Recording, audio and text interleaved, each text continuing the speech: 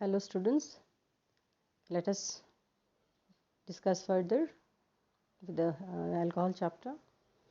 The other day we have done nomenclature, now today we shall be doing structure. So as you have seen, there is a lot of structural similarity between the water molecule and the alcohol molecule. So you know that if I look at the oxygen molecule here, oxygen atom there are two bond pairs and two lone pairs, because of which the total number of electron pairs around oxygen is 4, hence oxygen is sp3 hybridized. Now from VSC pair theory we know that when there are lone pairs they exert more repulsion to the bond pairs, due to which the bond angle reduces from normal tetrahedral bond angle. We know that normal tetrahedral bond angle is 109 degree 28 minutes. But here in water molecule, the tetrahedral bond angle reduces to 104.5 degrees due to lone pair repulsion.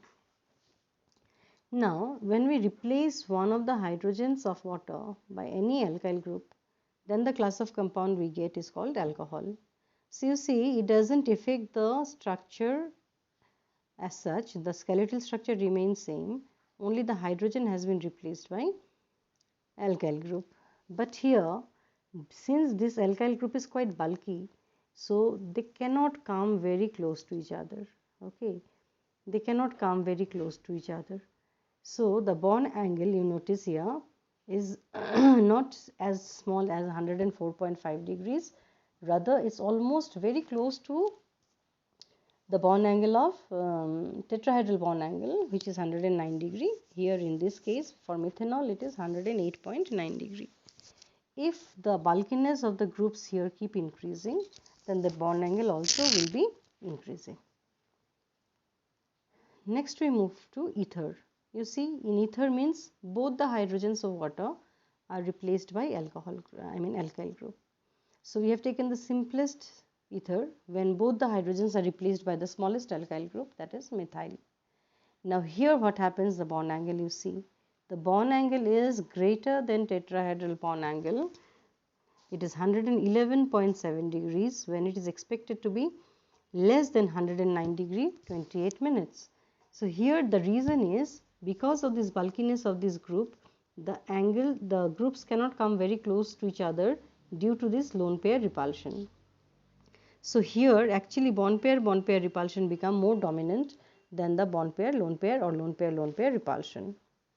Then we have phenols. So in phenol you see one of the hydrogens of water has been replaced by a benzene ring. So the skeletal structure still remains same, but here since the benzene ring is a quite big group, the bond angle is very close to 109 degree. That is normal tetrahedral bond angle. And you must remember, in water we know that the oxygen is pulling electron towards itself due to dipole moment. The hydrogens are partially positive and the oxygen is partially negative.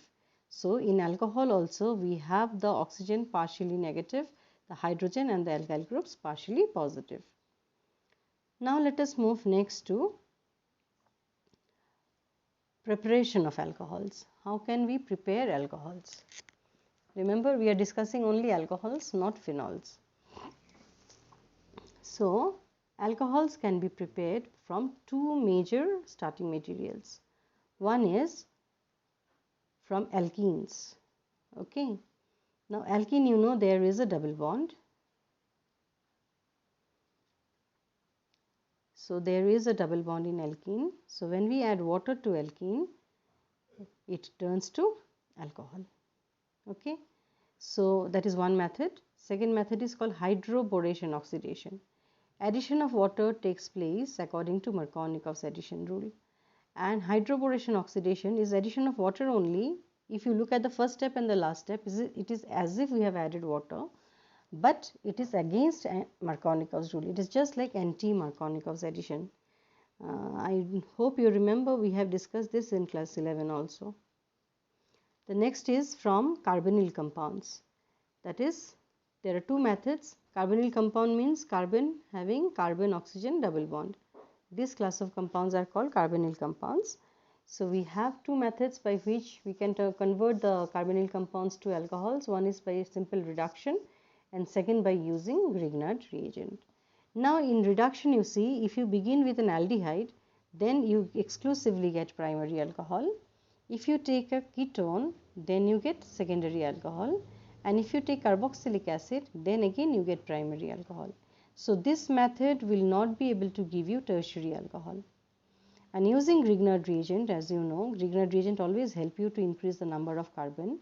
So by using Grignard reagent, you can prepare any type of alcohol, primary, secondary, tertiary, but always you get step up product. That means the number of carbons in the product will be always more than number of carbon in the starting material compared to the carbonyl compound.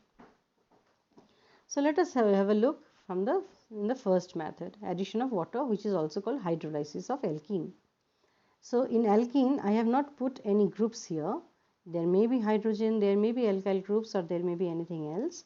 So when we add water here, since I have taken a symmetrical alkene, hydrogen can go anywhere, OH can go anywhere, and you can see the double bond, the pi bond breaks, and we get alcohol. But if your alkene is unsymmetrical like this in propene, then where you add OH and where do you add H, then you have to follow Markovnikov's rule. Now as you know, in water what happens? Your OH is negative and H is positive.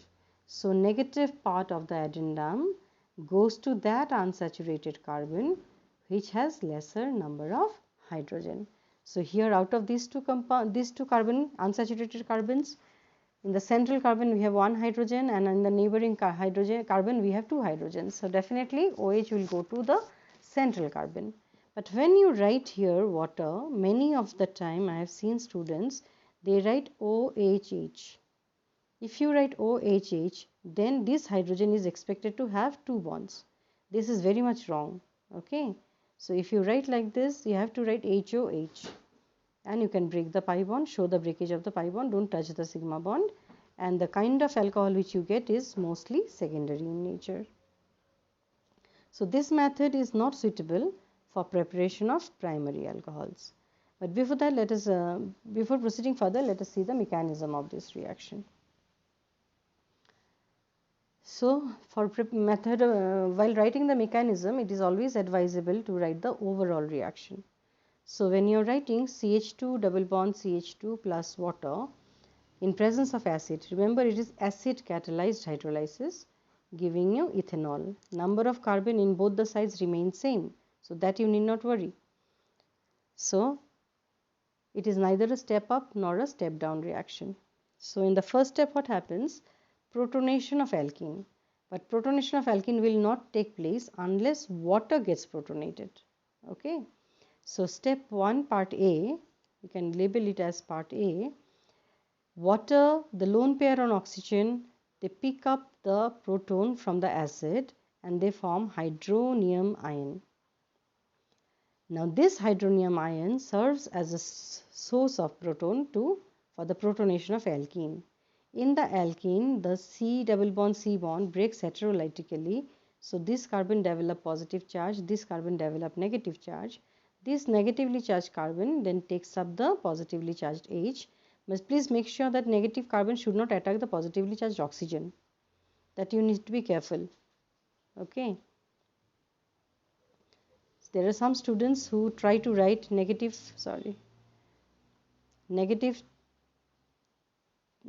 charge is attacking the positive charge. That is very much wrong. Oxygen cannot have 4 bonds.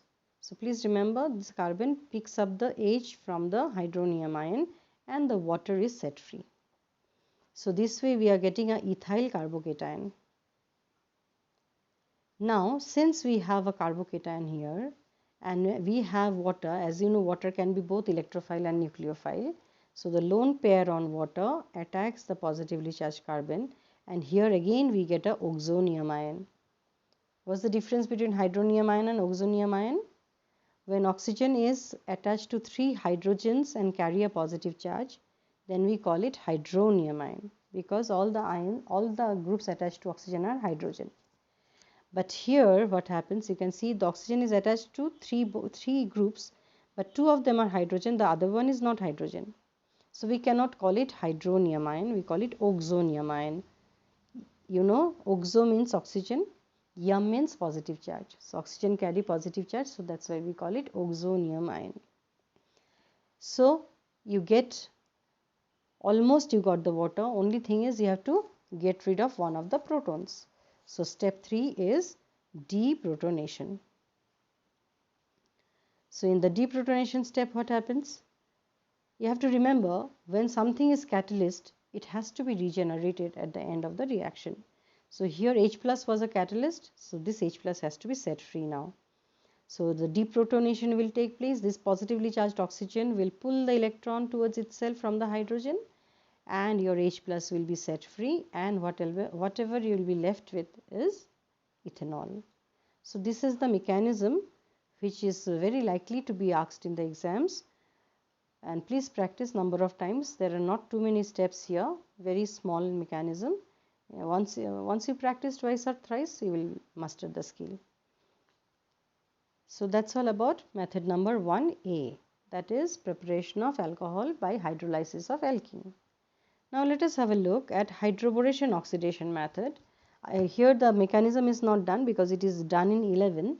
Anyway, this mechanism is not asked also in the exam.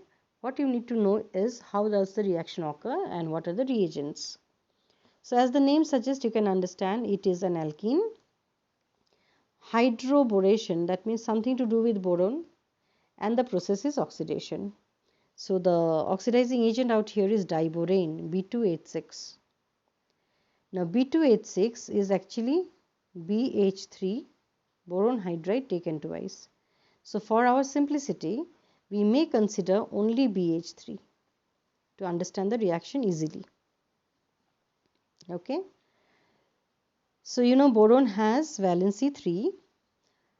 So in BH3, if you look at the mechanism, I just request you to revise your class 11 notes. All the 3 hydrogens will be replaced by the alkyl group. Okay. And the double bond will change to single bond, and this CH will become CH2, and this CH2 will get linked to the boron. So that's how we get this trialkyl borane. We get here trialkyl borane. To be more specific, name of this is tri-normal propyl N-propyl borane. Now this borane which we got, you have to treat it with sodium hydroxide and hydrogen peroxide.